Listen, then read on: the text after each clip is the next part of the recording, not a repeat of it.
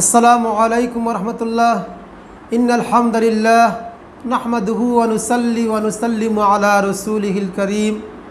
আম্মা বা'দ, ফাআউযু বিল্লাহি মিনাশ শাইতানির রাজীম। বিসমিল্লাহির রহমানির রহিম। প্রিয় দর্শক, রাসূলুল্লাহ সাল্লাল্লাহু আলাইহি সাল্লামের যে সরকার ছিল, সেই সরকার ছিল ইসলামী শরীয়তের আইন অনুযায়ী প্রতিষ্ঠিত সরকার।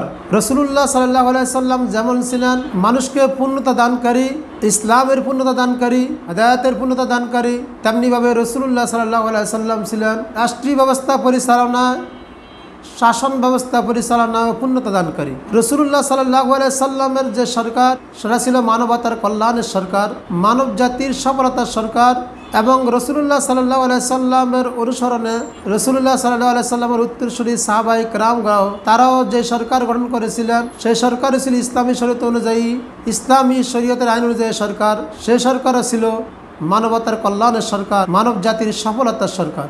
আর রাসূলুল্লাহ সাল্লাল্লাহু আলাইহি সাল্লাম এবং সাহাবীদের সে শাসন ব্যবস্থা প্রতিষ্ঠিত হয়েছিল শুধু মানব জাতির দুনিয়ার কল্যাণের জন্যই নয়, বরং দুনিয়া এবং আখিরাত, পার্থিক এবং পরলৌকিক দোনো জাহানের কল্যাণের জন্য, দোনো জাহানের সফল কামতার জন্যই রাসূলুল্লাহ সাল্লাল্লাহু আলাইহি সাল্লাম এবং সাহাবীদের রাষ্ট্রীয় ব্যবস্থা এবং শাসন ব্যবস্থা প্রতিষ্ঠিত হয়েছিল। রাসূলুল্লাহ সাল্লাল্লাহু আলাইহি সাল্লাম এবং সাহাবীদের সেই সরকার এবং শাসন ব্যবস্থা, সাম্রাজ্য প্রতিষ্ঠা পৃথিবীর ইতিহাসে এর পূর্বে এমন উন্নত এবং এমন কল্যাণকর কোনো সরকার প্রতিষ্ঠিত হয়নি। এমন কোনো সরকার পরিচয় লক্ষ্য করা যায়নি যে রাসূলুল্লাহ সাল্লাল্লাহু আলাইহি সাল্লাম এবং তার সাহাবীদের চেয়ে উত্তম কোনো রাজ্য, সাম্রাজ্য বা প্রশাসন ব্যবস্থা প্রতিষ্ঠা হয়েছিল, এমন লক্ষ্য করা যায়নি তার পূর্বে। শুধু রাসূলুল্লাহ সাল্লাল্লাহু আলাইহি সাল্লামের মাধ্যমে এই মানবতার পরিপূর্ণ মুক্তি, মানুষের, মানব জাতির দুই জাহানের কল্যাণ সম্মিলিত রাষ্ট্রীয় ব্যবস্থা প্রতিষ্ঠিত হয়েছিল। যে রাষ্ট্রীয় ব্যবস্থা যারা বর্তমানে রাষ্ট্র পরিচালনা করে, প্রত্যেক রাষ্ট্র পরিচালনার জন্য, প্রত্যেক সরকারের জন্যই রাসূলুল্লাহ সাল্লাল্লাহু আলাইহি সাল্লামের এবং সাহাবীদের সেই কল্যাণময় রাষ্ট্র ব্যবস্থা এবং শাসন ব্যবস্থা হলো উত্তম নমুনা। যদি তারা পৃথিবীর জমিনের মধ্যে শান্তি প্রতিষ্ঠা করতে চায়, যদি কোনো সরকার বাস্তবিক জাতির কল্যাণ চায় এবং যে জাতি দুনিয়াতেও কল্যাণকামী হবে, সফলতা পাবে এবং পরলৌকিক জীবনও তাদের সফলতা হবে, তাহলে তাদের জন্য উচিত রাসূলুল্লাহ সাল্লাল্লাহু আলাইহি সাল্লামের সেই নিয়ম নীতি অনুযায়ী, সেই বিধিবিধান অনুযায়ী, ইসলামী শরীয়তের সেই আইন অনুযায়ী রাষ্ট্রীয় ব্যবস্থাকে পরিচালিত করা এবং সে আইনগুলো রাষ্ট্রের মধ্যে বাস্তবায়িত করা। যদি করতে পারে তাহলে অবশ্যই রাষ্ট্রের মধ্যে, দেশের মধ্যে পরিপূর্ণ শান্তি প্রতিষ্ঠিত হবে এবং মানব জাতি প্রত্যেকেই তারা কল্যাণময় হবে, তারা সফলতা খুঁজবে। এবং আমাদের মধ্যে যে সমস্ত মুসলমান, মুমিন, ইমানদার ভাইয়েরা ইসলামী রাষ্ট্র কায়েম করতে চান, তাদের জন্য উচিত যে তারা পরিপূর্ণভাবে ইমানদার হবে এবং নিজেদের আমলগুলোকে রাসূলুল্লাহ সাল্লাল্লাহু আলাইহি সাল্লাম এবং সাহাবীদের আমলের সাথে সাদৃশ্য রেখে নিজেদের জীবনকে সুন্দর করে সাজাবে, অর্থাৎ পরিপূর্ণ ন্যাক আমলকারী হবে।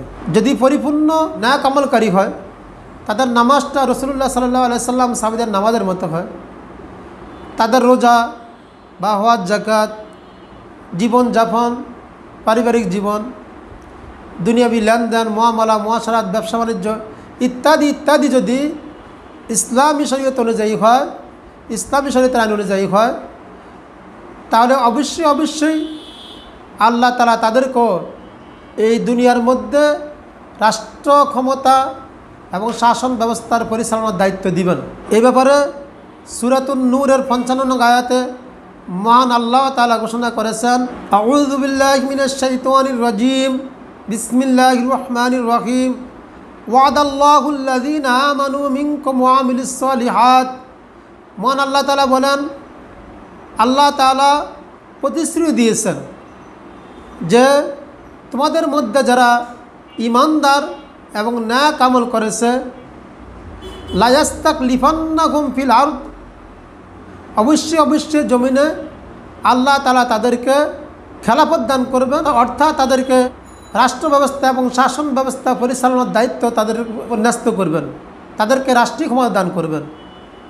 কামাস্তাকলাফাল্লাযীনা মিন ক্বাবলিহিম, যেমনিভাবে আল্লাহ তাআলা তাদের পূর্ববর্তীদেরকে নবী রসুলদেরকে, রসুল সাল্লাল্লাহু আলাইহি সাল্লাম এবং তার সাহাবীদেরকেও, খোলাফায়ে রাশিদিনদেরকে রাষ্ট্র ব্যবস্থা পরিচালনার দায়িত্ব দিয়েছিলেন, রাষ্ট্র ক্ষমতা দান করেছিলেন।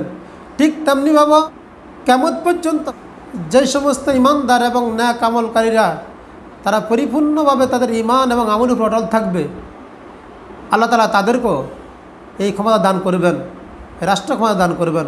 সুতরাং আমরা যারা চাই যে ইসলামী রাষ্ট্র হোক, রাষ্ট্র ব্যবস্থাটা সুন্দর হোক, শান্তি প্রতিষ্ঠিত হোক, তাহলে আমাদের প্রত্যেকের উচিত আমরা যেন আমাদের ঈমানটা পরিপূর্ণভাবে সুন্দর করি, আমরা যেন পরিপূর্ণভাবে ঈমানদার হই এবং আমাদের আমলগুলো যেন পরিপূর্ণ ন্যাক আমল হয়, কোনো রকমের ইসলামী শরীয়ত বিরোধী এবং রাসূলুল্লাহ সাল্লাল্লাহু আলাইহি সাল্লামের সুন্নাতের বিরোধী কার্যকলাপ আমাদের দ্বারা সংগঠিত না হয়।